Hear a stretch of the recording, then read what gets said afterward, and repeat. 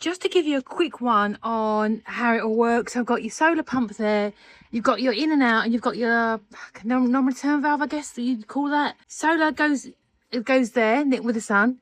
You've got your down into your water source, which I'm using a water butt, and then you've got your pipe work. All the pipe work you have to cut yourself, which is good because it means you get it exactly how you want it.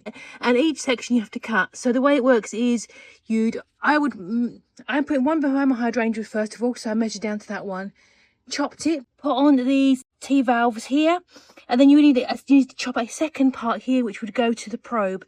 So what I did for quickness, well, the way I did it was I took the very end of the long 10-meter tubing and cut off 10 small sections because I just knew I was going to be doing this. There was no rocket science to this, so I made 10 of these sections to go with each of my 10 dibbers. So I had 10 sections those, so I knew the length I had to play with for my whole garden, and it's still an abundance. And then I just chopped there, put my T-post in, put the doodah down there and the dibber on the end, and that is as simple as that. And it just flows all the way through. I'm going to use it primarily for my tomatoes, which I'm going to put up this afternoon. And these pots here, it's all going to be fabulous for my tomatoes and things like that.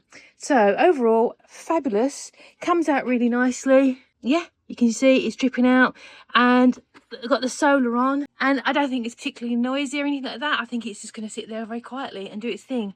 And I've got a very large water butt here, and that's what I'm using as my water source. So hopefully that will do the trick.